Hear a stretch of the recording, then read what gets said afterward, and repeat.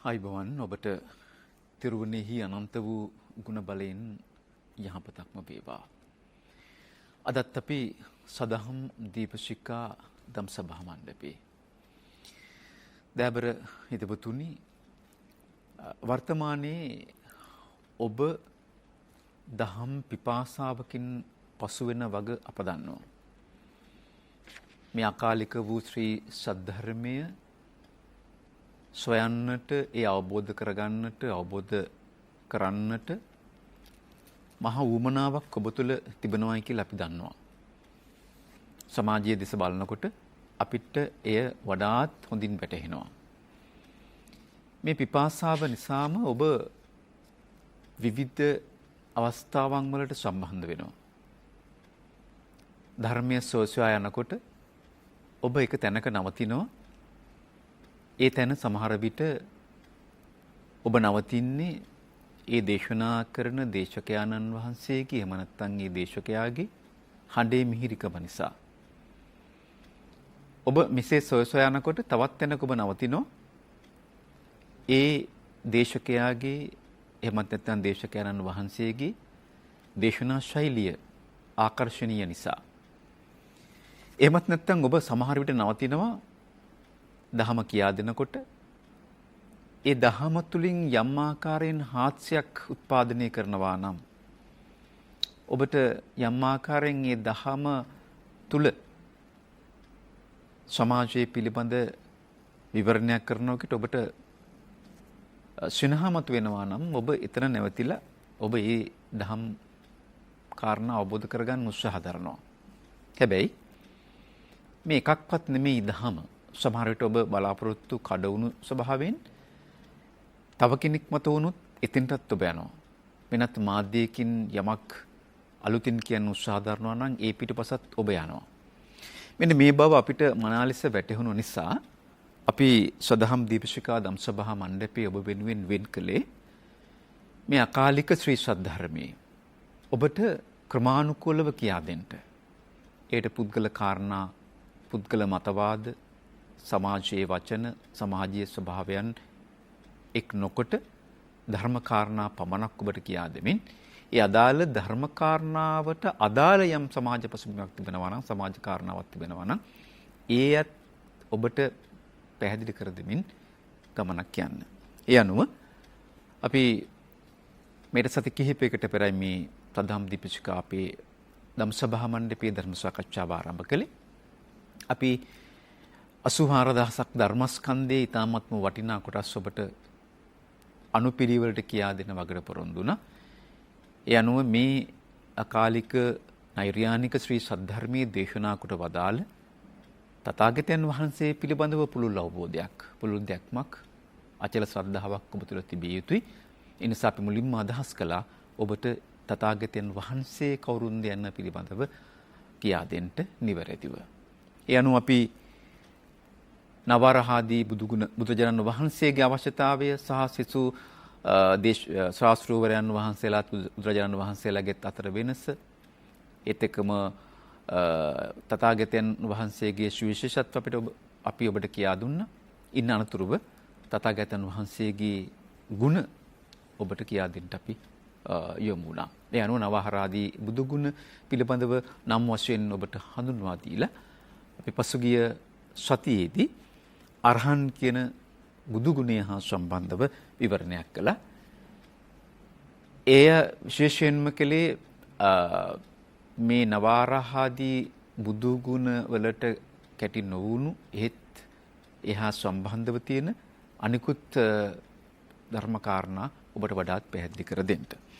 ඒ අනුව ගිය සතියේදී පැහැදිලි කළ කාරණාත් එක්ක මේ අරහන් ගුණයේ තියෙන විශේෂතා, එහි තියෙන ආශ්චර්යයන් පිළිබඳව අපිට ඔබට කියා දුන්නා. අද බලාපොරොත්තු වෙනවා ඒ නවත්තපු තැන ඉඳලා ඔබට මේ අරහන් කියන බුදු ගුණෙහි ඇතුළත් නැත්නම් ඒ අරහන් කියන බුදු ගුණයට අදාළ අනුකුත් කාරණා ඔබට පැහැදිලි කර දෙන්න. අදත් සදහම් දීපශිකා දම්සභා මණ්ඩපයට අපි ගෞරවයෙන් ආරාධනය කළේ මේ දහම් කාරණා ඊ타මත්ම පැහැදිලිව, නිර්වලුව ඔබට කියා දෙන පූජ්‍යපාදාචාර්ය දානිගම ආනන්ද අප්‍යාඳුන් වහන්සේට নমස්කාර පූර්වක දීපා නැමද අපි ගෞරවනීය ස්වාමීන් වහන්සේ පිළිගන්නවා දයාබර ප්‍රේක්ෂක ඥාති ඔබ වෙනුවෙන්. අලුතින්ම කෙනෙක් අද දවසේ මේ ධර්ම සාකච්ඡාව ශ්‍රවණය කරනවා නම් පසුගිය සතියේ සාකච්ඡා කළ කාරණා හා සම්බන්ධව යම් පැහැදිලි කිරීමක් කිරීම වටිනවා. ඒ නිසා අපි හඳුනන්නේ අපි ගිය සතියේ සාකච්ඡා කළ කාරණාවල යම් පැහැදිලි කිරීමක් කරලා අද දවසේ අපේ කාරණාවලට අපි යමු. ධර්මාවබෝධය තුළින් සැනසුම කරා ගමන් කිරීමට අපේ ශාස්ත්‍රු ගෞතම බුදු පියාණන් වහන්සේ පිළිබඳ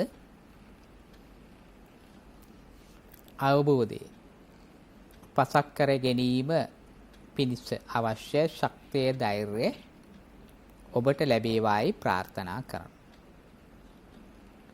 පින්නතුනි, පළමුවෙන්ම මා ඔබට සිහිපත් කළ යුතු කරුණක්, උපාසක උපාසිකා තත්වයට පත්වීමේදී බුද්ධ ධම්ම සංඝ යන තුනුරුවන් තමාම සරණ යා යුතුය. ඒ සරණ යාමට තුනුරුවන් යනු කවුද? තුනුරුවන්ගේ අසීමිත ආශ්චර්ය ගුණස්කන්ධය කුමක්ද? දිවි හිමියෙන් සරණ යාමට මෙහි ඇති වැදගත්කම කවර ආකාරයෙන් ජීවිතයට ප්‍රතිබද්ධද කියන කරුණ අපට ඔබට වැටහිය යුතුය. ඒ වටහා ගැනීමට නම් මූලික අවබෝධය රත්නත්‍රයේ පිළිබඳව පින්වන්ත ඔබට ලබා ගැනීම අනිවාර්ය වූ දෙයක්. දැන් අපි හැමෝම බහුල වශයෙන් පන්සිල් සමාදන් වෙමු කියනකොට ඔබ හිතාගෙන ඉන්නවා පන්සිල් වලම කොටසක් තමයි බුද්ධං සරණං ගච්ඡාමි, ධම්මං සරණං ගච්ඡාමි, සංඝං සරණං ගච්ඡාමි කියන තෙරුවන් සරණ යාම කියන. සපුරා වැරදි සම්පූර්ණයෙන්. පළමුව, දෙවනුව, තෙවනුව මේ සරණ යන්නේ තුනුරුවන්. තෙරුවන් සරණ ගිය කෙනා තමයි ශාසනයේ හිමිකම් ලාභියා බවට පත් වෙන්නේ. ඊළඟට චරණමය තත්වයක් හැසිරීම පිළිබඳ ඔබ හා ගිවිස ගැනීමක් තමයි මේ සදාචාර සම්පන්න භාවය ප්‍රකට කරන කරුණු පහක් තමයි දෙවන පියවරේදී පාණාතිපාතාදී වශයෙන් ශික්ෂාපද 5කට චර්යාමය හැසිරීම් 5කට ඔබ එකඟතාවය පළ කරගන්න. මෙහිදී පැහැදිලිවම මතක තබා ගන්න, අර මුලින්ම තෙරුවන් සරණ යාම, බුද්ධං සරණං ගච්ඡාමි ආදී වශයෙන් සරණ යාම දැනට ඔබ සමාදන් වෙන පිළිවෙලත් එක්ක ගත්තොත් වැරදි. ඒ කුමක් නිසාද? ඔබයි සරණ යා යුත්තේ. ස්වාමීන් වහන්සේ බුද්ධං සරණං ගච්ඡාමි කියනකොට ඔබ පෙරලා කියන නිසා බුද්ධං සරණං ගච්ඡාමි කීම නෙවෙයි නිවැරදි ක්‍රමය. ඔබයි තුනුරුවන් සරණ යා යුත්තේ. මේ කාර්ය ප්‍රසිද්ධියේදී ඔබ වැරදි ආකාරයට ගන්නවා. දෛනික ක්‍රියාවලියේදී ඔබ නිවැරදිව එය සමාදම් වෙනවා කියන කරුණත් කියන්න ඕන. දැන් එතකොටම ගැටලුවක් ප්‍රසිද්ධියේදී වැරදි ආකාරයටත් පෞද්ගලිකව නිවසේදී නිවැරදි ආකාරයටත් අපි තුනුරුවන් සරණ යාම පන්සිල් ගැනීම කරනවාද? පැහැදිලිවම කරන්න. උත්සවවලදී, පින්කම් අවස්ථාවලදී, ප්‍රසිද්ධ ස්ථානවලදී, දම් පින්කම් අවස්ථාවලදී තුනුරුවන් සරණ යනවනව සරණ ගන්වනව. පන්සිල් සමාදන් වෙනව නෙවෙයි, පන්සිල් සමාදන් කරවනවා. නමුත් උදේ හවහ ඔබ ගෙදර මල් පහන් තැන්පත් කරලා තමන්ගේ පුංචි බුදු කුටිය ළඟ, බුදු පිළිමේ ළඟ ඔබම තනියම තුනුරුවන් සරණ යනවා. ඒ වගේම හවසත් ඔබ සුපුරුදු පරිදිම ඒ චාරිත්‍රය කරන්න. එතකොට උදේ හවහ නිවැරදිව ඔබ නිවසේදී තුනුරුවන් සරණ යන ඔබම ශික්ෂණයේ සමාදන් වෙන චර්යා සම්පන්න පුජ්‍යලේ.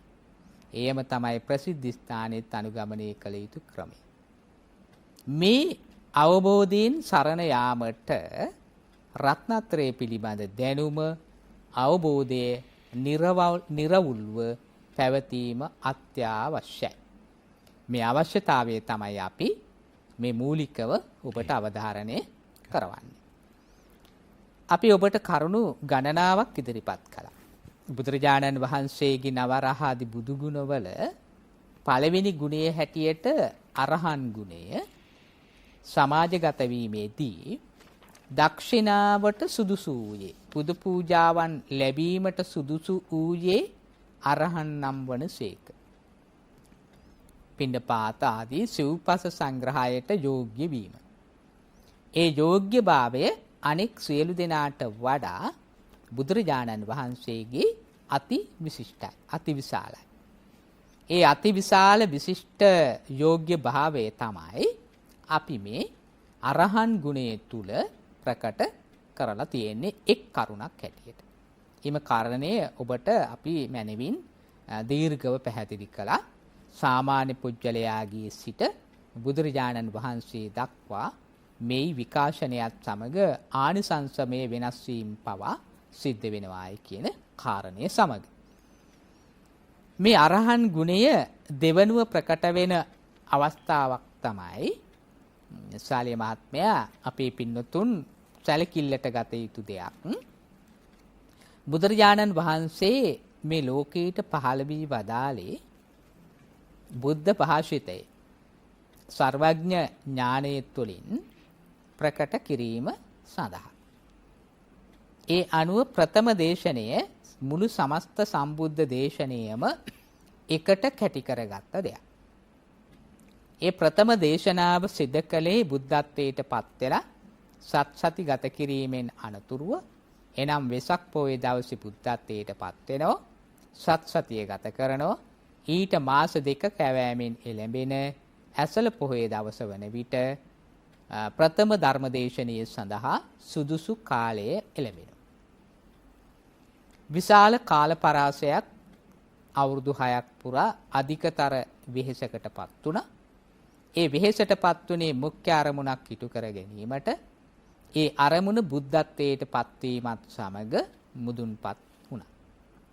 ඉන් අනතුරුව තමන් වහන්සේ සාරා සංකේය කල්ප ලක්ෂයක් පුලා කළ කැපකිරීම් වල ප්‍රතිඵලය සාක්ෂාත් වීමෙන් ලද බුද්ධමය සැනසීම මත සම්බුද්ධමය ආස්වාදයේ මත සාමාන්‍ය ඕලාරික ආස්වාදයක් නෙමෙයි මම ඒකයි සම්බුද්ධමය ආස්වාදය කියලා කියන්නේ.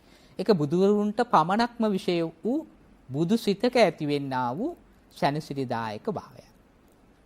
මේ බුදු අසරිය මත තමයි සත්සතිය ගත කළ විවේක සුවයෙන් තමන් වහන්සේ අවබෝධ කරගත්ත ධර්මය යලි ආවර්ජනා කර ගැනීමක් යලි මෙනෙහි කර ගැනීමක් සිදු කළා. ඉන් පස්සේ තමයි පළවෙනි ධර්මදේශනයේ පවත්වන්නට ඇසළ පොහොය දිනයේ සුදුසු දිනේ හැටියට තෝරාගත්තේ. මේ ඇසළ පොහොය දිනේ පැවැත් වූ ධර්මදේශනය අපි හොඳට දන්නවා අපි පින්නතුන් ධම්මචක්කප්පවත්තන සූත්‍රය. ධම්සක කැරකවීම. මේ ධම්මචක්කප්පවත්තන සූත්‍රය දේශනා කිරීමේ ඇති ශක්්‍යතාවය හැකියාව අරහන් ගුණයේදී ප්‍රකට වෙන දෙවෙනි ලක්ෂණය. ධම්සක ලොවට දේශනා කිරීමේ අසහාය ශක්තිය ප්‍රකාශ කිරීම අරහන් නම් වන සේ. එතකොට අරහන් ගුණයේ තව සුවිශේෂ තත්වයක් අරහන් තත්වයට තිබෙන ගුණාත්මක යෙදුමක් තමයි ධම්සක පැවැත්වීමට ඇති හැකියාව. බුදුරජාණන් වහන්සේ ඒ අනුත්තර ධම්සක ලෝකවාසී සත්වයාගේ හිතසුව පිණිස දේශනා කර වදාලා පවත්වනු ලැබුවා. මේ ධර්ම චක්‍රය තුල මොනවද අන්තර්ගතව තිබුණේ? මම ඒක විස්තර කරන්නට යන්නේ නැහැ. ධර්ම චක්‍ර සූත්‍ර දේශනාවෙන් බුදුරජාණන් වහන්සේ ප්‍රධාන කාරණා කීපයක් තමයි අවධාරණය කළේ. ඒ මනස මධ්‍යස්තව තපා ගැනීමෙන් තොරව අන්තවාදී වීමක් මත සත්‍ය දැකිය නොහැක කියන පදනම. අධික සුඛ විහරණයත් අධික දුක්ඛ දෝමනස්යන්ට ලක්වීමත් තුළ එනම් අපි පැහැදිලිවම අපේ පින්නතුන් දන්නවා තමන්ගේ ශරීරයට අධික දුක් දීම ඒ වගේම අධික සැප ලබා දීම. මේ අධික දුක් දීම හා අධික සැප ලබා දීම මත කිසිම පුජ්‍යලයකට මධ්‍යස්තව නිවැරදි මතයක පිහිටිය නොහැක. අත්ත කිලමතාන යෝගයත් කාම සුකල්ලිකාන යෝගයත් අත්හල යුතු අන්ත දෙක හැටියට බුදුහාමුදුරුව පළවෙනි දේශනාවේදීම ප්‍රකාශ කළා. ඒ දේශනා කරන්නට හේතු වුණේ එතෙක් ಭಾರತೀಯ සමාජයේ සමස්ත දාර්ශනිකයන්ගේ පිළිගැනීම උනේ සත්‍ය අවබෝධ කර ගැනීම ආත්ම පීඩනයේ මතයි සිදු වෙන්නේ කියලා. ඒ නිසා තමයි මිනිස්කමට නොසරිලන නොසරු ආකාරයේ ධානාංග ක්‍රම භාවනා ක්‍රම අපි උදාහරණ හැටියට ගෝවෘත අජවෘත සුනක වෘත ආදී සත්ව ප්‍රතිපදාවන් පවා අනුගමනය කරන්න කටයුතු කළේ මේ අධික පීඩනය තමයි සත්‍ය අවබෝධය සඳහා වේදනාව තමයි හේතුව කියන කරුණ. මේ දුෂ්කර ප්‍රතිපදාව එදා ಭಾರತೀಯ සමාජයේ සත්‍ය ගවේෂණයේ ප්‍රථම සාධකයේ හැටියට සැලකුවා. බුදුහාමුදුරුව එහි සත්‍යතාවයක් නොමැති නිසා බුද්ධ ඥාණයෙන් දැක දේශනා කළ පළවෙනි කරුණ තමයි පළවෙනි පියවර තමයි මේ අන්තයෙන් බැහැරවීම. කාමසුකල්ලිකාන යෝගය හා අත්ත කිලමතාන යෝගය. දෙවෙනි පියවර හැටියට බුදුරජාණන් වහන්සේ අනුදත්තේ මේ සංසාර චක්‍රය අති දීර්ඝයි. එහි ඇරඹුම හා කෙලවර දැකිය නොහැකි. ඒකයි චක්‍රයට උපමා කළේ. චක්‍රයක ඇරඹුම හා අවසන කොතනදැයි සනිටුහන් කරන්නට බැහැ. විශේෂ ලකුණු කිරීමක් නොකළොත්. එනිසා මේ නිමාවක් නොමැති සංසාර චක්‍රයේ පුජ්‍යලයා ගමන් කරන්නේ සත්‍ය නොදන්නාකම නිසා. ඒ අනුව ප්‍රධාන සත්‍ය හතරයි සමස්ත ලෝකයේම පවතින්නේ. අපි ඒක චතුරාර්ය සත්‍ය කියලා කියනවා. දුක්ඛ, සමුදය, නිරෝධ මාර්ග. දුක හැත ගැනීමේ හේතුව, දුක නැති කිරීම සඳහා අනුගමනීය පිළිවෙත. බුදුරජාණන් වහන්සේ හේතුවට පාදක පසුබිම, හේතුව නැති කිරීමේ අවශ්‍යතාවය, නැති කිරීම සඳහා අනුගමනීය ප්‍රතිපදාව. මේ කාරණා හතර පිළිවෙලින් දේශනා කරවදාලා අපි ඒක චතුරාර්ය සත්‍ය ධර්මයේ හැටියට පැහැදිලි කරන්නේ. මේ සිව්සස් දහම අවබෝධ කර ගැනීමට අනුගමනීය පිළිවෙත මොකක්ද? දුකයි කියන එක තේරෙන්න නම්, නැති කල යුතු බවේ අවශ්‍යතාවය දැනෙන්න නම්, නැති කිරීමේ ප්‍රතිපදාවකට යොමු වෙන්න නම් ඒ පුජ්‍යලයා යා යුතු අනුගමනීය පිළිවෙතක් තියෙන්නට ඕනේ. ඒ පිළිවෙත පෙන්වා දී වදාලා අපි ඒක මධ්‍යම ප්‍රතිපදාවේ හෙවත් ආරෂ්ඨාංගික මාර්ගය කියලා නම් කරනවා. මේ කාරණා තුන ප්‍රධාන වශයෙන් පෙන්වා දෙමින් ඕක ප්‍රතිවේද වශයෙන් එක් එක් ආකාරයට විවරණගත කරලා තිබෙනවා. සත්‍ය කෘත්‍ය කෘත ආදී වශයෙන් විවිධාකාර ක්‍රමවලට ගෙනහැර දක්වලා තියෙන විවරණ කරලා තියෙන ඒවා අපිට අවශ්‍ය නැහැ මේ මොහොතේදී. මූලික સિદ્ધාන්තයේ පමණයි අවශ්‍ය. මේ කාරණා අවධාරණය කිරීම තුළ මිනිස් මානසිකත්වයේ සැබෑ අරුත ඔප්නැන්වීම සඳහා විමුක්ති සුවය තුළ රැඳවීම සඳහා මිනිසාගේ මනස තැම්පත් විය යුත්තේ නිරන්තරයෙන්ම මැදි තැන කියන කාරණේ තමයි අවධාරණය වුණේ. මේ ප්‍රකාශය කිරීමට මේ දේශනාව අනිත් අයට පිළිගත හැකි ආකාරයට ඉදිරිපත් කිරීමේ ඇති හැකියාව, විශිෂ්ටත්වය, සුවිශේෂත්වය, සුවිශේෂ ධාරණ ශක්තිය, සුවිශේෂ දාර්ශනික පසුබිම ප්‍රදර්ශනය වීම මෙහිදී ශාලිය මහත්මයා අරහන් කියන ගුණයට ප්‍රතිබිම්බේ බවට පත් වෙනවා. ධම්සක පැවැත්වීමේ ඇති සාමාර්ථය ගෙනහැර දැක්වීම කියන කාරණාව. හොඳයි. ඔබට යම් මේ සාකච්ඡා කරන කාරණාවල ගැටලු සහගත තත්වයක් තිබෙනවා නම් එහෙමත් නැත්නම් වැඩිපුර යමක් දැනගන්න අවශ්‍යකම තිබෙනවා නම් අපිට ලියවන්න නිෂ්පාදක සදහම් දීපශිකා රණගිරි ශ්‍රී ලංකා රූපවාහිනිය දඹුල්ල අපේ ලිපිනය. නිෂ්පාදක සදහම් දීපශිකා රණගිරි ශ්‍රී ලංකා රූපවාහිනිය දඹුල්ල අපේ ලිපිනය. අපි ප්‍රතිවේද ධර්ම චක්‍රය සහ දේශනා ධර්ම චක්‍රය කියන කාරණා දෙක මම හිතනවා තව තවත් වැඩිපුර පැහැදිලි කරගත්තොත් හොඳයි. මේ අරහන් කියන බුදු ගුණෙහි තියෙන අර්ථය වඩාත් තීව්‍ර ආකාරයෙන් දැන ගැනීම සඳහා අපි හඳුනන්නේ. ඔව්. චක්‍රය කියලා කියන්නේ රෝදෙට. මේ චක්‍රය අපි චක්‍රායුධය කියලා තියෙනවා, ධර්ම චක්‍රය කියලා තියෙනවා. චක්‍රායුධය සතුරන් නැසීම සඳහා භාවිතා කරන අවියක්, බිහිසුණු අවියක්. මේක අපි බොහෝ විට සඳහන් වෙනවා දේව සාහිත්‍යයේ දෙවියන් අතර භාවිත වෙන අවියක් හැටියට.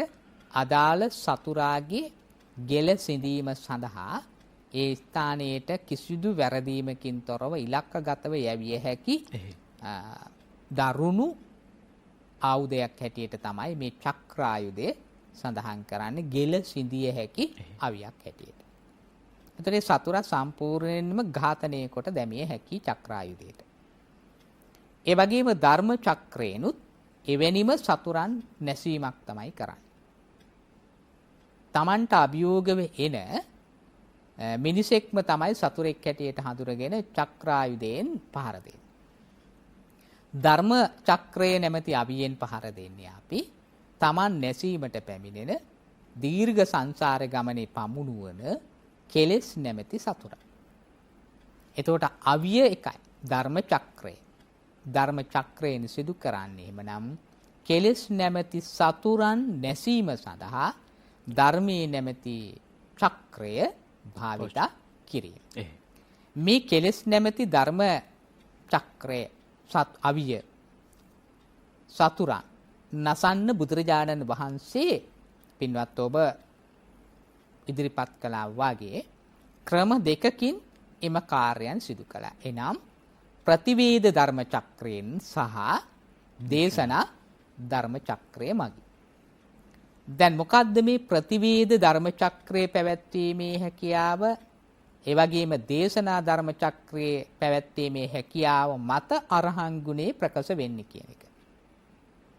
දැන් ප්‍රතිවේදය කියලා කියන්නේ ලෞතර බුදුරජාණන් වහන්සේ බුද්ධත්වයට පත්තුණු මොහොත දක්වා මේ සාරා සංකේ කල්ප ලක්ෂයක් පුරා අපරිමිත ආත්මීය සංසරණයකට වහන්සේව ගෙන ගියේ බෝධිසත්වයන් වහන්සේ විවිධ ආත්ම වෙනස්කම් වලට ලක් කරමින් විවිධාකාරයේ අභියෝග දුක් කම් කටළු මේවට ලක් කරමින් පමුණුණු ලැබියේ බෝසත්වරයෙක් හැටියට පැහැදිලිවම තමන්ගේ සිතේ ඇති වුණු ඒ බුද්ධාංකුරයක් වූ සාමාන්‍ය චරිතයේ සිතේ ඇති වුණු කෙලෙස් පදනම් කරගෙන මේ කෙලෙස් හැඟීම් ආසාවන් බලාපොරොත්තු ආදරය විවිධ විශ්වාස මේ ඔක්කොම කෙලෙස් හැටියට සලකන්නේ.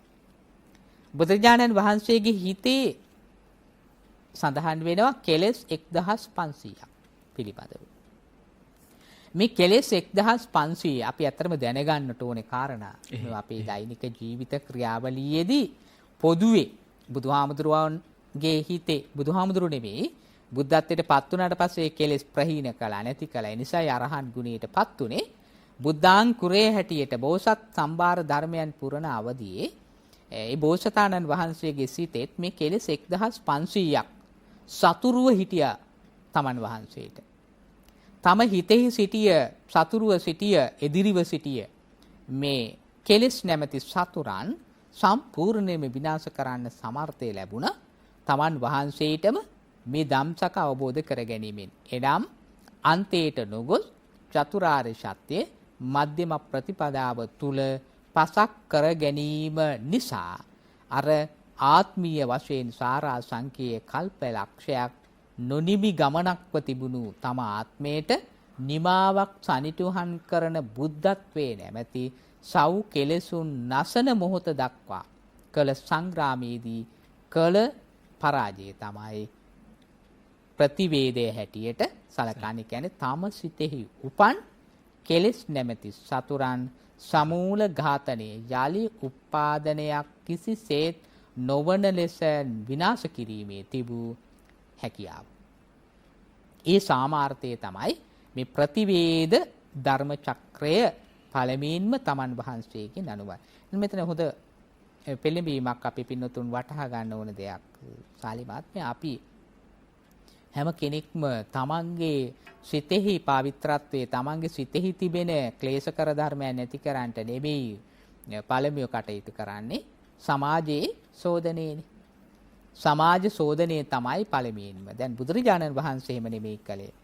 තමන් වහන්සේ තරණය වී තමන් වහන්සේ කෙලෙස් සතුරන් මතනය කොට සෙසු අයගේ සිත්හි උපදින කෙලෙස් සතුරන් නැසීම සඳහා කටයුතු කෙලසේක. මේක තමයි අනුමේ අරහන් ගුණයේ තිබෙන විශිෂ්ටත්වයේ තව විශේෂ ලක්ෂණයක් බවට පත් වෙන. එතකොට පින්වත් ඔබට පැහැදිලි වෙන්නට ඕනේ ප්‍රතිවේදය කියලා කියන්නේ බෝධිසත්වයන් වහන්සේගේ බුද්ධත්වයේ ලැබූ මොහොතේදී අපි අර කියන්නේ දසවමරසෙන් පරාජය කොට තණ්හා රති රංගාදීන් පරාජය කොට මිහිකත සාක්ෂි බවට පත් කරලා මම සියලු කෙලෙසුන් ප්‍රහීන කළෙමි කියන මේ සීහනාදේ පවත්වන මිහිකත සාක්ෂි දරන තත්ත්වයට පත් කරන්න කටයුතු කළ පියවර මොහොතේදී සම්පූර්ණයෙන්ම නැති කරන ලද සව් කෙලෙසුන් නැසීමේ මොහොත තමයි මේ ප්‍රතිවේද ධර්ම චක්‍රයෙන් ප්‍රකාශ වෙන්නේ.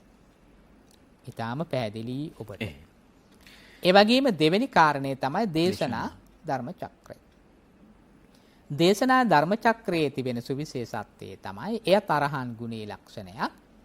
තමන් වහන්සේ ලැබූ අත්දැකීම තමන් වහන්සේ විඳින ධර්මමය ආස්වාදයේ ස්වરૂපය ආත්මීය වශයෙන් ලබා තිබෙන විවිධාකාර වූ අත්දැකීම් පදනම් කරගෙන සංසන්දනාත්මකව එය පුජ්‍යල මනසට බද්ධ කරමින් ඊටම සියුම් ආකාරයෙන් පුළුල් ආකාරයෙන් මිනිසුන්ට දෙවියන්ට බඹුන්ට මේ ත්‍රිවර්ගයේහිම වාසය කරන ධර්මයේ කැමැත්තා වූ අයට දිව්‍ය මනුෂ්‍ය බ්‍රහ්ම මේ පිරිස් තුනටම දෙවියන් මිනිසුන් බඹුන් මේ තුන් පිරිසටම තමන් වහන්සේ අවබෝධ කරගත්ත ධර්මය තම තමන්ගේ සිත්හි දරා ගැනීමට හැකිවෙන ආකාරය ඔවුන්ගේ සිත්වල උපදින කෙලෙස් සතුරන් නැසීමට පාදක වෙන ආකාරයෙන් පැහැදිලිව වටහා දෙමින් එය ධාරණ ශක්තිය කරා යොමු කිරීමට කළ දේශනාමය හැකියාව. දේශනාමය ශක්තිය. අනිත් අයට කරුණු වටහා දීමේ හැකියාව. දැන් බොහොම දැනුගත් සම්භාවනීයයන් ඉන්නවා. හැබැයි ඉදිරිපත් කරන කාරණය අසන්නාට කිසිසේත් තේරෙන්නේ නැහැ. යම් යම් ධර්ම දේශනාත් තිබෙන. ඒ දේශනාවන් ඉදිරිපත් කරීමේ තිබෙන කුසලතාවයේ දුබල මත තාවේ හේතු කරගෙන ශ්‍රාවකයාට කිසිදු කාරණයක් මතකේ නැහැ. ඒ වගේම විවිධ ආකාරයේ දාර්ශනික මත අදහස් ඉදිරිපත් කරන අවස්ථා තිබෙනවා. ඒ සියල්ලක්ම මනසෙහි ධාරණය වී නැහැ. ඒ සියල්ල අපතේගිය ස්වરૂපයන් දකින්නට ලැබෙනවා. මෙන්න මේ වගේ තත්වයන් ඇති වෙන්නේ පුජ්‍යලයා අවබෝධ කරගත්තු කරුණු අනිත් කෙනාට අවධාරණය කිරීමට තිබෙන නොහැකියාව පදනම් කරගෙන. නමුත් ලෞතර බුදුරජාණන් වහන්සේ කොයිතරම් දුරක සිටියත් දැන් ඔබ අහලා තියෙනවා 16 කියලා 11 කියලා. පළවෙනි ධර්මදේශනයේ පවත්වන මොහොතේ අපි දන්නවා පුජ්‍යලයන් හැටියට හිටියේ 5 දෙනා. නමුත් මාර්ගඵල අවබෝධයේ සෝවාන් වීමේ වාග්ය ලැබුණා 16 කෝටියක් පිරිසට. කවුද මේ 16 කෝටිය? මේ මිනිස්සු 5 දෙනාට අමතරව. පස්වග මහණුන් කියන මිනිසුන් 5 දෙනා සංකේතාත්මකව පෙනෙන්න සිටිය අදෘශ්‍යමානව 16 කෝටියක් දිව්‍යවරු සහ බ්‍රහ්මවරු හිටියා.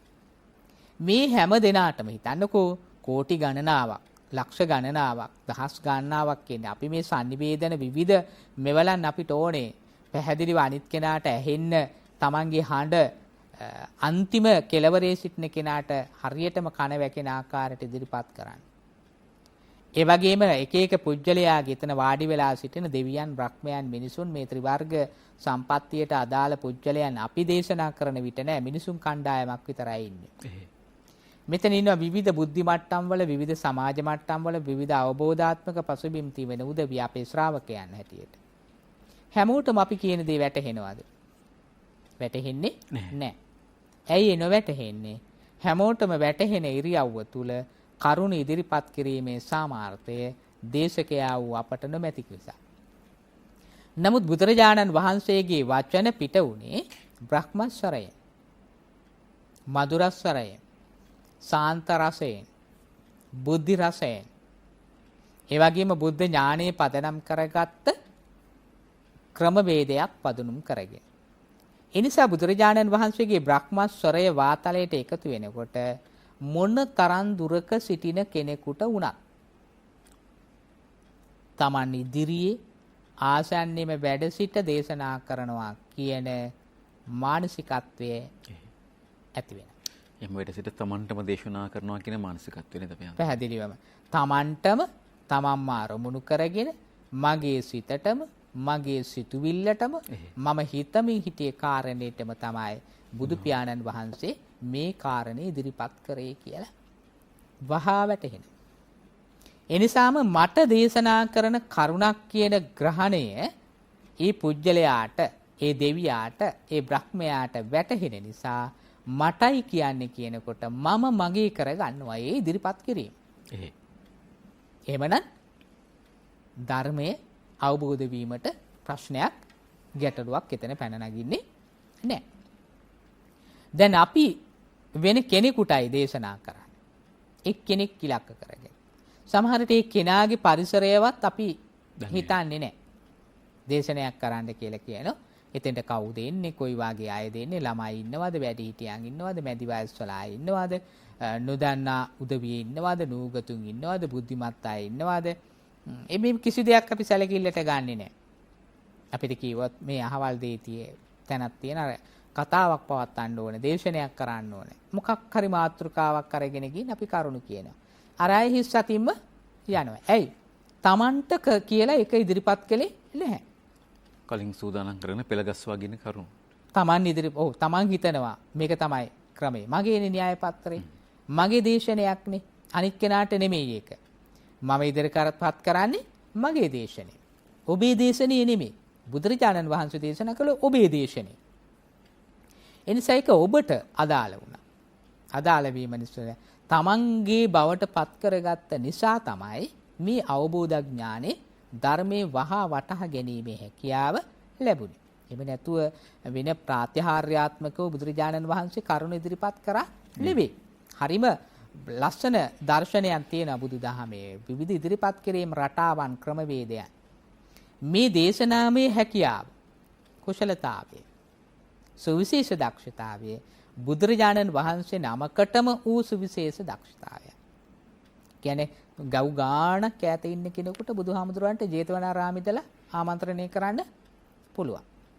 අගනිටා බඹලව දක්වා බුදුහාමුදුර අධිෂ්ඨාන කරොත් ජේවුරාම විහෙරේ දේශනා කරන ධර්මයේ සාලිය මහත්මයා අගනිටා බඹලව සිටින බ්‍රහ්මයාට, ඒ වගේම තවතිසා බඹනේ සිටින දෙවියාට දේවුරාම විහෙරේ තමන් වහන්සේගේ පා කමල ළඟ වාඩි වී සිටින පුජ්‍යලයාට වගේම ධාරණීය වෙන ආකාරයට එහින ආකාරයට දේශනා කරන්න පුළුවන්කම තිබුණා. ඒක තමයි මේ මිහිරි බ්‍රහ්මස්වරයේ ස්වરૂපය. කියන පරිසර හානියක් නොවි තම තමන්ට ශ්‍රවණය වෙන ආකාරයට අපි හඳුන්වන්නේ. පැහැදිලිවම දැන් බුදුරජාණන් වහන්සේ වැඩම කරන ස්ථානයේ කඳු, හෙල්, ගස් කොළන් මේවා මොකුත් තිබුණේ නෑ කියන්න බෑ. වෙලි මහනේ තමයි බුදුහාමුදුරුවෝ ධර්මයේ දේශනා කළේ. ලඳු කැලෑ, ගස් කොළන්, වටපිටා, කඳු, හෙල්, බෑවුම් තිබුණා. ඉන්දියානු සමාජයට ගියාම බුදුරජාණන් වහන්සේ වැඩ සිටි ධර්ම දේශනා කරන්න වැඩම කළ පරිසර දුටුවාම ඒක අපිට පැහැදිලි වෙනවා. ඒ වගේම බොහෝ ස්ථාන තියෙන තනිතලා ප්‍රදේශයක ಭಾರತೀಯ භූමියේ තිබෙන ස්වરૂපයක්. ඒ වගේම කඳුක රාශිත ප්‍රදේශයක් තිබෙනවා. නමුත් ඒ ස්ථානවල බුදුහාමුදුරුවෝ දේශනා කළ ධර්මයේ ලක්ෂ සංඛ්‍යාත මිනිසුන් සමූහයකට, දෙවියන් සමූහයකට මෙලව පරලව දෙලව අභිවෘද්ධි සාධනයට හේතුපාදක වන පසුබිම කරා මෙහෙවුණු බව ඊටාම පැහැදිලි. එතකොට බුදුරජාණන් වහන්සේ මේ කොතරම් දුරක සිටින කෙනෙකුටවත් තේරෙන ආකාරයට, ඇසෙන ආකාරයට, වටහාගත හැකි ආකාරයට, ඔහුගේම අරමුණ ඉටු වෙන ආකාරයට මේ ධම්සක දේශනා කර වදාළා. ඒ ධම්සකට අදාළව විවිධ ආකාරයේ සන්ධි ස්ථානයන් දක්වමින් සාසූදහසක් ධර්මයේ හැටියට දේශනාවේ ඉදිරිපත් කළා. මෙන්න මේ සුවිශේෂ සාමාර්ථය තමයි දේශනා ධර්ම චක්‍රය හැටියට සඳහන් වෙන්නේ. එතකොට ප්‍රතිවේද ධර්ම චක්‍රයේ ඇති සාමාර්ථයත්, තම කෙලෙස් නැතිීමේ ඇති සාමාර්ථයත්, අන්‍යයන්ගේ කෙලෙස් නැති කිරීම සඳහා අන්‍යයන්ට ධර්මය අවබෝධ වීමට ඇති හැකියාව උද්දීපනය වෙන ආකාරයට කරුණගෙන හැර දැක්වීමේ දහම් දේශනා කිරීම ඇති සාමාර්ථය දේශනා ධර්ම චක්‍රය හැටියට සැලකෙනවා. මේ දෙවිදියම එක ලෙස අනුගමනය කිරීමේ තිබුණු, ඒ වගේම පොදුවේ ගත් විට අර අනුත්තර ධම්ම චක්‍රය දේශනා කිරීමෙන් ලෝකයාගේ මොහඳුර දුරු කිරීමේ තිබුණු සුවිශේෂ හැකියාව අරහන් නම් ගුණයේ විශිෂ්ටතම අවස්ථාවක් හැටියට දක්වන්නට පුළුවන්. දේශනා ධර්ම චක්‍රයේදී උපමා උපමේය භාවිත කරමින් නේද අපි හඳුන්වන්නේ, ශ්‍රව්‍ය දෘශ්‍ය උපකරණ භාවිත කරමින් මේ දේශනා ඉදිරිපත් කළේ. ඔව්, බුදුරජාණන් වහන්සේ ධර්ම දේශනා කරන්න භාවිතා කළ ක්‍රමවේදයන් හරිම ගැඹුරුයි, සරලයි. දැන් අපේ ක්‍රමයේ තමයි අපේ තියෙන නොවටිනාකම, අපේ වටහා ගැනීමට තිබෙන ඇති දුබලතාවය. අපි සංසන්දනය කරන්නේ, කරුණු වටහා ගන්න උදාහරණ ගන්නේ කොහින්ද බලන්න? ජාත්‍යන්තරයේ, ලෝක ප්‍රවණතාවයන් වලින්, විශ්වීය දැනුමේ, තමන්ගේ අත්දැකීම් වලින් සමහරවිට විවිධ දේවල් නේද? රටේ ලෝකයේ සිදුවන දේවල්, විවිධ දාර්ශනිකයන්, විවිධ පුජ්‍යල චරිත, ඒ අය කළ කී දේවල් විශිෂ්ටයන් කියලා අපි එහෙම තමයි අදහස් කරන්නේ. මේ ගමේ ඉන්න මිනිස්සෙකුගේ ජීවිතේ සංසන්දනය කරන්න උත්සාහ කරනවා අර විශිෂ්ටයෙකුට. ඒ විශිෂ්ටයාගේ පැතිකඩ පිළිබඳව, ධර්මතාවය පිළිබඳව ඔහුට කිසිම ආකාරයක දැනුමක් නැහැ. යම් කෙනෙක් මාව උපමා කරන්න උත්සාහ කළොත් සුවිශේෂ අසහාය పూర్ව නායකයෙකුට ඒක විශාල වරදක්නේ. මොකද මට ඔහු පිළිබඳව කිසිම අවබෝධයක් සමහරට ඔබ නම් කරන කෙනා පිළිබඳව නැහැ. අනිත් කෙනාගේ හැකියාවනොත් ඉදිරිපත් කරන්න, සංසන්දනය කරන්න, ඒහා සමාන වෙන්න කියලා අපි පොළඹවන්න උත්සාහ කරනවා. මට මමයි විශිෂ්ට වෙන්න ඕනේ, මාවයි පොළඹවන්න ඕනේ. බුදුහාමුදුරු උපමා කරේ එහෙම. දැන් හරිම ධම්මපද පාළිය ගත්තාම ධම්මපදයේ ගාථාවල තිබෙන උපමාවන් බලන්න. එදා ගැල පසුපස තමයි ප්‍රධාන වාණිජ්‍ය මෙහෙයුමේදී ගල් 500, 1000, 2000, 3000 තමයි මේ තවලම් ක්‍රමයට තමයි ශාලිය මහත්මයා එදා වෙනදාම ගියේ. සේරිවාණිජ ජාතකයේ පවා අතීතයේ තියෙන එහෙමනේ. ඒතකොට මේ ගැල පසුපස විශාල බඩු කන්දරාවක් දාගෙන ආකාශ දිහා බලාගෙන තරු පායන ආකාරයට අනුව තමයි මන් සිතියම් සලසාගෙන එදා වෙනදාමෙහි ඒ වාණිජ්‍ය ප්‍රවීණයන් කටයුතු කරේ. බුදුරජාණන් වහන්සේ කර්මයේ උපමා කළේ කාටද?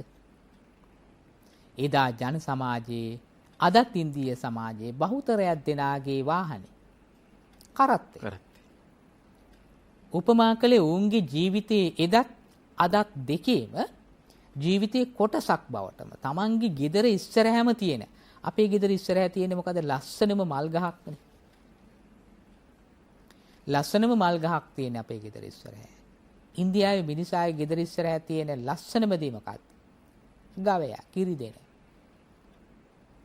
ඒ ගෙදරට ඇතුල් වෙන්න ඕනම කෙනෙක් ඒ ගව මූත්‍ර, ඒ වගේම ගව වසුරු ඒව මැදි. හැබැයි උන්ට අපුලක් නැහැ. සස්ගෝ රසම දෙන්නේ මේ සතාගෙන්. දේවත්වයෙන් උන් සලකමයි සතාට. සස්ත්‍රීකත්වයේ සංකේතයක්. සස්ත්‍රීකත්වයේ සංකේතය. සුරබිදේනුව දෙවගණකට උපමා කරලා තිබෙනවා. ඔවුන්ගේ දේවස්ථානවල බලන්න ඉහළින්ම තියෙන කාගේ රූපද? ගව රූප. දේවස්ථානවල මූර්ති කරලා තිබෙන්නේ. බුදුරජාණන් වහන්සේ කර්මයේ උපමා කළේ මොකේද? සිත. පාපය ගොනු බැඳි කරත්තේ රෝද දෙක පිටිපස්සේ. ඒ වගේම කුසලය යහපත තමන්ගේ සෙවණැල්ලට අපි අත්හරින්නේ නැහැ. සෙවණැල්ලත් අපි අත්හරින්නේ නැහැ. සෙවණැල්ල බරක් නැහැ. හැබැයි අපිව අත්හරින්නෙත් නැහැ. අපිත් එක්කම දිගටම ගමන් කරනවා. ඒ වගේම මැරිලා ආයෙ පටන් ගත්තාම සෙවණැල්ල ආයෙත් අලුත් ඒ මුහුණු වරින් සෙවණැල්ල එහෙම්ම මේනවා. ගවයාට කරත්තේ බැඳුනහම බරක්. පා ඉස්සර කලේ නැත්තම් හරියට පිටිපස්සෙන් කැරකෙන රෝදේම ඔහුගේ පාතුවාල කරනවා. ඒ වගේම ගැල පුරාම බඩු විහෙසටපත් කරනවා. පීඩනයක් එතන තිබෙන්නේ. ගවයා මේක සැහැල්ලුවෙන් සතුටින් කරත්තේ ඇදගෙන යනව නෙවෙයි. කෙවිටි පාර කමින්, හිංසාවට ලක් වෙමින්, බර පටවගෙන, පා ඉස්සර කළත් පසු කළත් තමන්ගේම ඇදගෙන යන කරත්තෙන් පීඩාවට ලක් වෙමින්, අබල දුබලතාවයට පත් වෙමින්, සාපිපාසාවෙන් පෙළෙමින්, බයෙන් තමයි කරත්තේ ඇදගෙන යන්නේ. සිත සහ කර්මයේ ආකාරයට. මේ උපමාව අපි කොහොමද උදාහරණගත කරන්න යන්නේ? ඊට වඩා වෙනස්ස. ඊළඟට ගෙදර ගෘහණිය. ගෘහණිය නිරන්තරයෙන්ම අපි මොනවා කිව්වත් තවම කොච්චර සූප ශාස්ත්‍රයේ ප්‍රවීණයන් බවට පත් වුණත් ඒකේ ලුණු ටික ඇද්ද මිරිස් ටික ඇද්ද රස හරියට තියනවාද කියලා බලන්න නම් අනිවාර්යයෙන්ම හැන්දෙන් ව්‍යංජනේ තා ස්වල්පයක් දිවාග තවර ගන්න ඕනේ. උපමාවට ගත්තේ බුදුරජාණන් වහන්සේ දිවාග රස වහා දැනිනවා. ඥානවන්තයාට ධර්ම රසයත් වහා දැනෙනවා. මෝඩයාට හැන්දේ මොබ්බලා තියෙන ව්‍යංජනේ මොබ්බලා තියෙන හැන්දට කොච්චර කල් හැන්දේ මේ ව්‍යංජනේ තැවරි සිටියත් ඒට රස නොදැනින්නාසේ හැන්දයි දිවයි. ඒ වගේම අපි මල් උදේ හවා ජීවිතේ දිහා මල් පූජා කරන අපි ගාථාව අරගෙන. මොකද්ද මේ කියන ගාථාවේ තියෙන්නේ? පුප්පම් මිලායාති යතයි ධම්මේ කායෝ තතායාති විනාශ භාව. මේ මරණානුස්මෘති භාවනාවනේ. පූජේමි බුද්ධං කියන ගාථාවේ තුන්වෙනි හතරවෙනි පාද දෙක. පුප්පම් මිලායාති යතයි ධම්මේ කායෝ තතායාති විනාශ භාවං.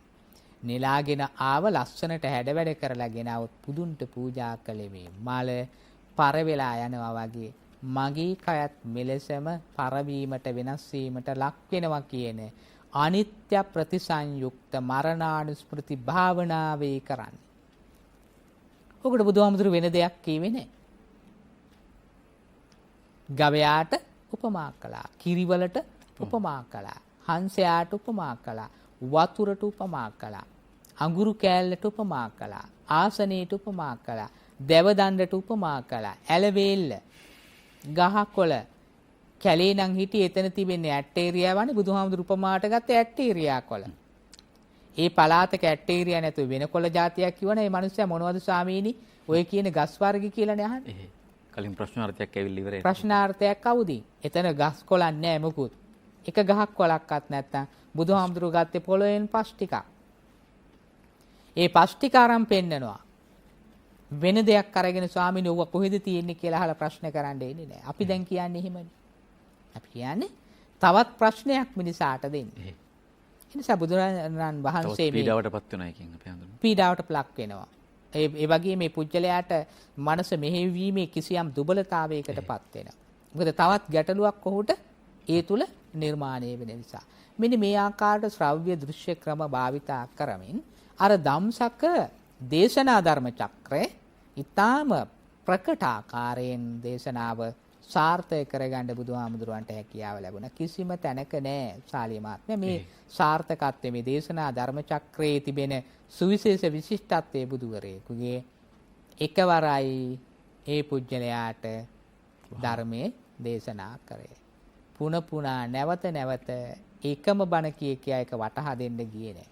දැන් අපි යලි ප්‍රකාශ කරනවා 100,000 වාරයක් ඒත් අදාළ කාරණේ පුජ්‍යල ග්‍රහණේ නැහැ. හේතුව ඒ පුජ්‍යල ග්‍රහණයට අදාළ වෙන මාතෘකාවක් නෙමෙයි, උදාහරණයක් නෙමෙයි, ශ්‍රව්‍ය දෘශ්‍ය මාධ්‍යයක් නෙමෙයි භාවිතා කරලා තියෙන පුජ්‍යල බද්ධ වීම පිණිස. මේ දුබලතාවය මගහරව ගත්තොත් අනිවාර්යෙන්ම අපිට ධර්ම අවබෝධය කරගන්න, තුනුරුවන් පිළිබඳ අවබෝධය ඇති කරගන්න, මේ කියන ශාස්ත්‍රීය ගෞරවය ප්‍රකට කරගන්න අවශ්‍ය කරන්නා වූ පසුබිම නිර්මාණය වීම වළක්වන්න පුළුවන්කමක් නැහැ. ඥානවන්තයා හොඳින් මේ ධර්ම රසය විඳිනව තැයි කිය අපි විශ්වාස කරනවා. ඔබ ඥානවන්ත නම් අනිවාර්යයෙන්ම මේ දහමේ රසය මේ මොහොතේත් විඳිනවා ඇති. අද අපි මේ පැහැදිලි කර දෙන ධර්ම කාරණා ඉතාමත්ම පැහැදිලි මම හිතන්නේ ඔබට හොඳින් අවබෝධ වෙන්න ඇතයි කියලා අපි විශ්වාස කරනවා. විශේෂයෙන්ම අද පැහැදිලි කළ වචන චක්‍රායුධය ධර්ම චක්‍රය, ප්‍රතිවේද ධර්ම චක්‍රය, දේශනා ධර්ම චක්‍රය මම හිතන්නේ යලි කොතනකින්වත් අහලා කියවලා අවබෝධ කරගන්න අවශ්‍ය නැහැ. ඒ තරම්ම පැහැදිලිව අවබෝධ වුණා කියලා මම විශ්වාස කරනවා. අරහං බුදුගුණය පිළිබඳවත් පූර්ණ අවබෝධයක් ඔබට ලැබෙන්න ඇතයි කියලා විශ්වාස කරනවා. මම හිතනවා අපිට භාවනාවක් හැටියට උනත් දැන් මේ අපි පසුගිය සති කිහිපය තුළ ඉගෙනගත්ත කාරණා ඔබ පිළිගස්වා ගත්තා නම්, කොලේක සටහන් කරගත්තා නම් ඔබට මේක අනිවාර්යයෙන්ම අරහං බුදුගුණය භාවනාවක් හැටියට ප්‍රයෝජන කරගන්න පුළුවන්. ඒ තරම්ම පැහැදිලි මම හිතන්නේ යලි උකහා ගන්න තැනකින් නැති තරමේ ඒ කාරණා සියල්ල පෙළගැසුණා කියලා මම විශ්වාස කරනවා. ඒ නිසා ඔබට ඒ හොඳ භාවනාවක් හැටියට සකස් කරගන්න පුළුවන් ආකාරයේ කරුණු පැහැදිලි වුණා කියලා මම විශ්වාස කරනවා. අපි බොහෝ වෙලාවට අරහන් ගුණය පිළිබඳව දැනගෙන තිබුණේ රහසින් වත් පව් නොකරන හේයින් අරහන් නම් වූසේක කියන තැන පමණයි. ඊට පරිබාහිර මොනතරම් මේ අරහන් බුදුගුණයේ වටා කාරණා තිබෙනවාද කියලා ඔබට පැහැදිලි වෙන්නට ඇති. අපි අවසන් විනාඩි කිහිපය තුළ අපි හඳුනන්නේ යලිත් වතාවක් මුලින්සිට මේ අවසන් දක්වා පැහැදිලි කළ කාරණා අරහන් බුදුගුණයට සමගාමීව තියෙන ඒ තේරුම්, ඒ අර්ථ යලි අපි ස්මරණය කරලා සිහිපත් කරමු. අපේ ඥාතීන්ගේ දැනුම යලි ආවර්ජනය වීම උදෙසා.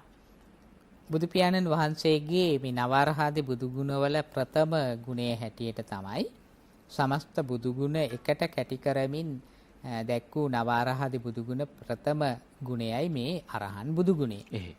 මේ අරහන් බුදුගුණයේ ප්‍රධාන කාරණා කීපයක්ම අවධාරණය වුණා. පින්වත් ඔබට ඒ කරුණු අපි බහුල වශයෙන් ගෙනහැර දක්වන විට ධාරණය වෙලා ඇති. නමුත් ඒවා ජාලි අපි නම් කරලා සංසන්දනාත්මකව බැලුවොත් ඔබට වඩාත් පැහැදිලි වෙයි.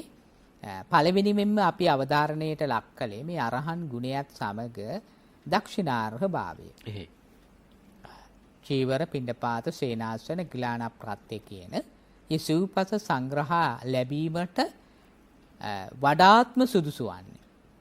ඒ පූජාවන් කළ වහා ඊට අදාළ ආනිසංස ලැබෙන තත්වයේ අධික ලෙස පවතින්නේ ලෞතර බුදුරජාණන් වහන්සේ සතුව කියලා. ඒ දක්ෂිනාර්හ භාවය අද මේ වෙනකොටත් පවතින. මේ සම්බුදු ශාසනයේ නිමවන තුරු තවමත් ගොඩනැගෙන මේ විහෙර විහාර, දාගැබ්, මලු මම්පෙත්, චෛත්‍ය පිළිම, දම්පැන්, මේ දාන පාරමිතා, වෙසක් පොසොන් කාලට දන්සැල්, අනුග්‍රහ, විපත් අවස්ථාවල කරන මේ පරිත්‍යාග ඔක්කොගෙම පරමාර්ථය කුමක්ද? ලෞතර බුදුරජාණන් වහන්සේගේ අසහාය ප්‍රත්‍යලාභයේ තිබෙන ගුණස්කන්ධයට ලැබෙන අප්‍රමාණ වූ පරිත්‍යාගයන් පෙරලා ප්‍රතිපකාර දැක්වීම මෙතන තිබෙන්නේ. කෘතවේදීත්වයේ සදහවන්ත කෘතවේදීත්වයක් එතන ප්‍රකට වෙනවා. ඒ වගේම අපි ඔබට සඳහන් කරා ඊළඟට බුදුරජාණන් වහන්සේගේ සුවිශේෂ දක්ෂතාවය මේ අරහන් ගුණේ ප්‍රකට කරගෙන අනුත්තර ධම්මචක්කයේ පැවැත්වීමේ තිබෙන සාමාර්ථය. මේ අනුත්තර ධර්මචක්‍රයේ පැවැත්වීමේ සාමාර්ථය තුළ ඔබට අපි දැන් පැහැදිලි කරා මේ ප්‍රතිවේදය සහ දේශනා ධර්මචක්‍රය කියලා. ප්‍රතිවේදයේ තුලින් මොකද්ද කළේ? සියලු කෙලෙසුන් නැසීම. තමන් වහන්සේගේ සිතෙහි තිබෙන සව් කෙලෙසුන් නැසීමට තිබුණු සුවිශේෂ සාමාර්ථය. ඒ වගේම අනෙකුත් ශ්‍රාවකයන්ගේ සිත්වලත් පවතිනා වූ හටගන්නා වූ කෙලෙස් තිබෙනවා නම් ඒ කෙලෙස් ප්‍රහීන කිරීම සඳහා මාර්ගෝපදේශකත්වයේ ලබා දීම තමයි මේ කෙලෙස් ප්‍රහීන කිරීම මත බුදුරජාණන් වහන්සේ සිදු කළේ. එතකොට කෙලෙස් 1500ක් කියලා මම සඳහන් කරා. මේ කෙලෙස් 1500 මතනය කිරීම සඳහා සාරා සංකේ කල්ප ලක්ෂයක්ම විවිධාකාර කැපකිරීම කරන්නට උනා. මේ යථාර්ථය අවබෝධ කරගන්න.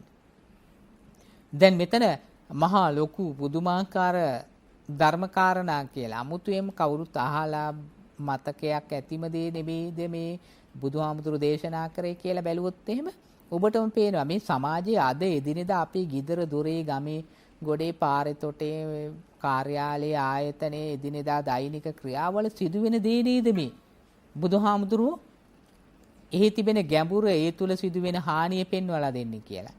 මෙන්න මේ පෙන්වා දීමේ තිබෙන හැකියාව. ඒ කරුණ ඔබට වටහා දීමේ තිබෙන හැකියාව.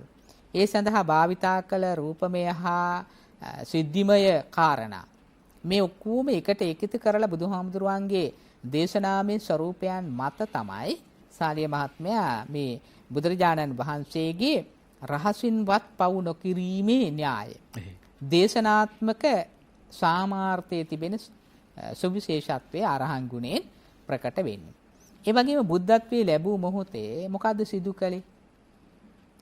තමන් වහන්සේ උදන් අනනවා.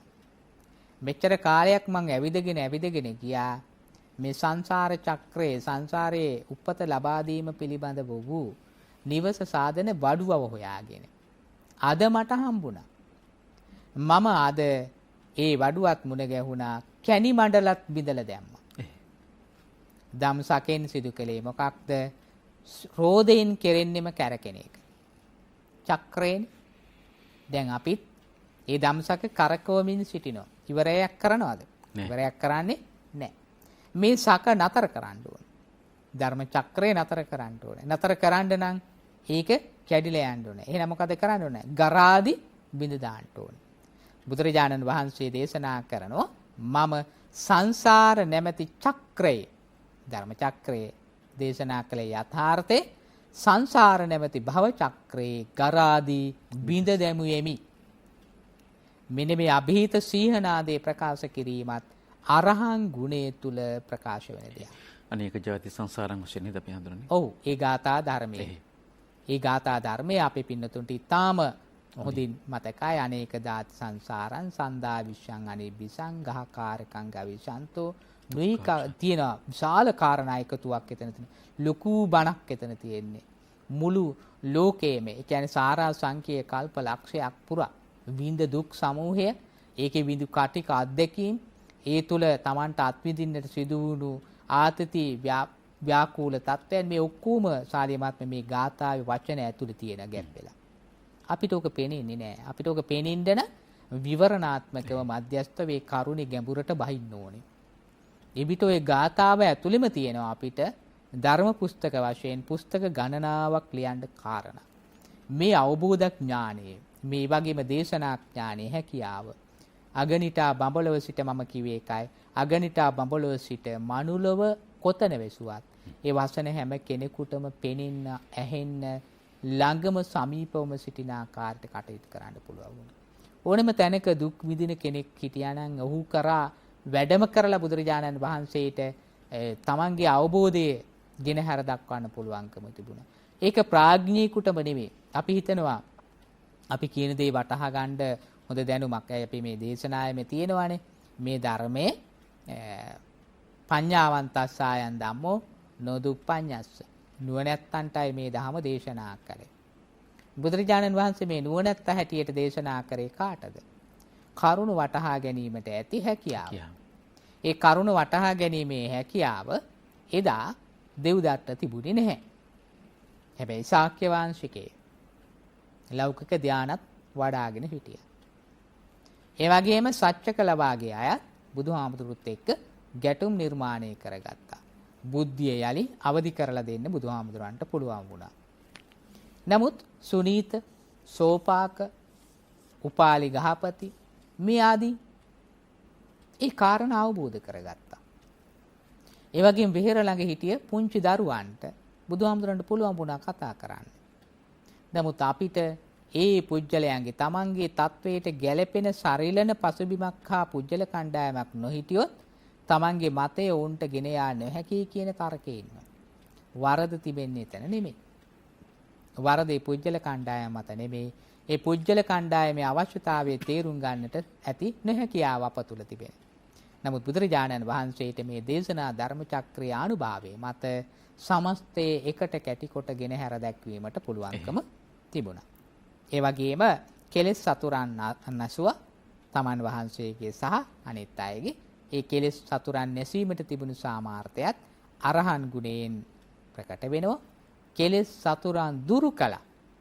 ඒ ආත්මයේ තුල තමන් වහන්සේ තුල එනිසායි බුදු පියාණන් වහන්සේ මහා රහතන් වහන්සේලාට ක්‍රියාසිත විතරයි තියෙන්නේ. ඵලසිත නැහැ කියලා කියන්නේ. මොකද කර්ම රැස් කිරීමක් එතන කරන්නේ නැහැ. මෙන්න මේ ආදී වශයෙන් අරහන් ගුණයේ තිබෙන විශිෂ්ටත්වය, සුවිශේෂත්වය, ප්‍රබලතාවය අපි වටහා ගන්නට ඕනේ. ඔබට ඉතිපිසෝ ගාතාව කියලා අරහන් කියන වචනේ ඉතිපිසෝ භගවා අරහන් කියන වචනේ සඳහන් කරනකොට මේ උත්තම ගුණ සිහියට නැගුණත් තව කෙනෙකුගේ දේශනාවක් නෙමේ, ඔබමයි අරහන් ගුණේ සරණ යන්නේ. ඔබ එතනට එන්නට ඕනේ. ශාස්ත්‍රූ භක්තියේ ගෞරවයේ, සදහවන්ත භාවයේ, සත්පුරුෂ භාවයේ, ශ්‍රද්ධාව ඉස්මතු වෙන්නේ මෙන්න මේ අවබෝධයේ පදනම් කරගෙන. අරහන් කියන බුදු ගුණය පිළිබඳව පුළුල් අවබෝධයක් ඔබට ලැබෙන්න ඇතයි කියලා මා විශ්වාස කරනවා. ඒ තුල තථාගතයන් වහන්සේ ගැන පුදුමාකාර ශ්‍රද්ධාවක් ඔබ තුල ජනිත වන්නට ඇතයි කියත් මා විශ්වාස කරනවා. එය වඩා වර්ධනය වෙන්නට ඇතයි කියත් මා හිතනවා. ඒ නිසා හදවත නැමැති බුදු කුටියෙහි තථාගතයන් වහන්සේ තැන්පත් කරගන්න අවශ්‍ය සුදුසුකම් ඔබ දැන් පියවරෙන් පියවර ලබා ගන්නවා කියා මා විශ්වාස කරනවා. ඒ සුදුසුකම ඔබට ඇති කරගන්නට, ඔබ සුදුසෙක් බවට පරිවර්තනය කරන්න අදත් ඉතාමත්ම වටිනා ආකාරයෙන් මේ කාරණා පැහැදිලි කර දුන්න පූජ්‍යපාද ආචාර්ය දානිගමානන්ද අපේ ආනන්ද වහන්සේට අපේ කෘතවේදී ප්‍රණාමය, ප්‍රසාදය, নমස්කාර පුර ස්තුතිය දෙපා නැමද පිළිගන්වන්නට කැමැති. එතකම පසුබිමේ සිට බොහෝ දිනෙක මට උදව් කළා. ඒ සියලු දෙනාටත් මේ පුණ්‍ය කටයුත්ත සිදු කරන්නට සහාය ලබා දීම පිළිබඳව ස්තුතිය පළ කරන්නට කැමැතියි. ඊළඟ සතියේදී අපි සම්මා සම්බුද්ධ ගුණය පිළිබඳව ඔබට පැහැදිලි කර දෙන්න උත්සාහ දරනවා. සහ ඒ සඳහා අපි කටයුතු කරනවා. මම හිතනවා පෑනක් කොලයක් එහෙම සොයා ගන්නවා නම් වඩාත් හොඳයි කියලා. ලබන සතියේට අපි සමග සම්බන්ධ වෙද්දී මේ ධර්ම සාකච්ඡාවට සහභාගී වෙද්දී සඳහා සූදානම් වෙලා ඉන්න හරි වටිනවා මේ කාරණා පිළිවෙලට ලියා ගන්නවා නම් මම කලින් කිව්වා වගේ භාවනාවක් හැටියට ඔබටම නිර්මාණය කරගන්න පුළුවන් මේ කාරණා එකින් එක පෙළගස්වා ගත්තට පස්සේ. එහෙමනම් අපි හමු වෙමු ලබන සතියේත් සදහම් දීපශිකා ධම් සභා මණ්ඩපයේදී. එතෙක් නොබ හැමදාමත් ඔබට තෙරුවනෙහි අනන්ත වූ ගුණ බලයෙන් යහපතක්ම වේවායි ප්‍රාර්ථනා කරනවා.